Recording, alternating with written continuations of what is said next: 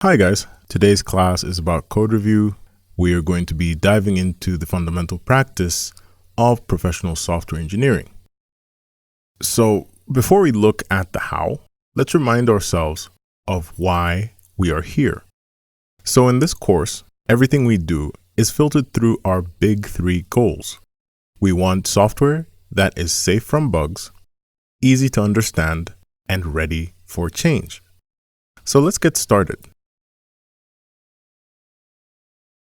What is code review? Code review is the careful, systematic study of source code by people who are not the original author. Think of it like proofreading a term paper. It's an industry standard. At companies like Google, you literally cannot merge code into the main repository until another engineer has signed off on it. It's not just about catching bugs, though it's great for that.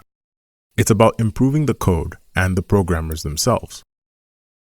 We learn from each other's mistakes and stay consistent with the project standards. Speaking of standards, most large projects have detailed style guides. In this class, we won't dictate where you put your curly braces. That's often a holy war or personal taste. However, consistency is key. You must be self-consistent and, more importantly, follow the conventions of whatever project you join. So, if you're looking for a good baseline for TypeScript, the Google TypeScript Style Guide is a solid resource. Now, in the industry, we often describe bad code as having a smell. Let's look at this day of year function. It uses a massive if-else chain to add days based on the month. It works, but it's smelly. Over the next few slides, we'll use this example to identify specific issues like duplication and magic numbers. The first principle is try. Don't repeat yourself. Duplicated code is a major risk to safety. If you have a bug in two places and only fix it in one, you've left a landmine for the future. To dry out code, you can replace repeated expressions with variables, use loops for repeated blocks, or move logic into helper functions. For our day of year example, we could store month lengths in an array instead of repeating the addition logic 12 times. Good comments make code easier to understand and safer by documenting assumptions. You also must document provenance. If you adapt code from Stack Overflow, you must cite it to avoid copyright issues to track potential bugs inherent in that snippet. Crucially, you need specifications. Those /*/ blocks in TypeScript that use @params and @returns to define what a function does. Just avoid transliteration. Don't write a comment that just repeats what the code says, like increment I, which is increment I or I++. Failing fast means your code should reveal bugs as early as possible. The hierarchy is simple. Static checking is the fastest and best, followed by dynamic checking or runtime errors. The worst is a wrong answer that quietly corrupts your data. In day of year, if someone swaps the month and day arguments, the code might just give a wrong answer. We should add checks, or better yet, use types to ensure it fails the moment something is wrong. A magic number is a constant that appears out of thin air without explanation. Is 2 the month of February, or is it the year 2 AD? Names are more readable than numbers. and constants are more ready for change. Also, don't hard code hand computed values like 59, which is 31 plus 28. Let the code do the math so the relationship is clear. If you have a ton of these, treat them as data and put them in a list or map.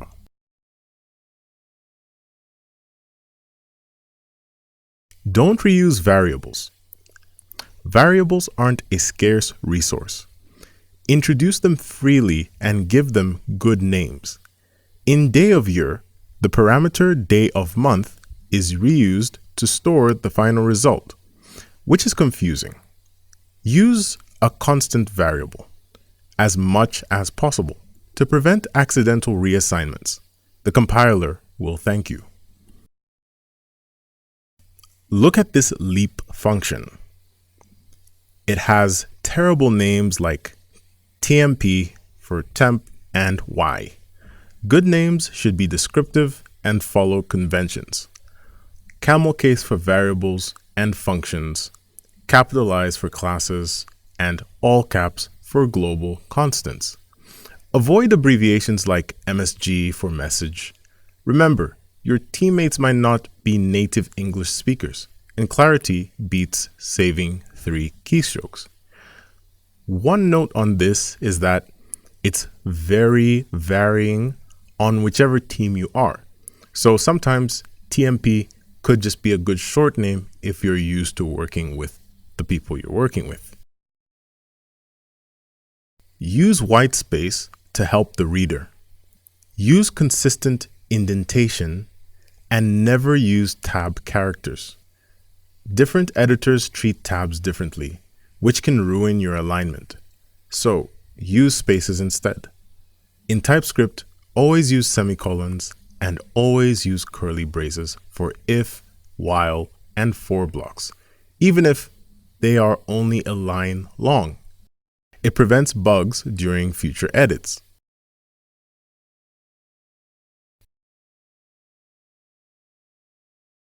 Now let's look at the function count long words. It uses global variables, which are names accessible and changeable from anywhere. These are dangerous because they create hidden dependencies. Global constants, which are declared with the const keyword and an immutable type, are fine, but global variables should be converted into parameters or return values. When we draw snapshot diagrams, we distinguish 3 types. 1. Local variables.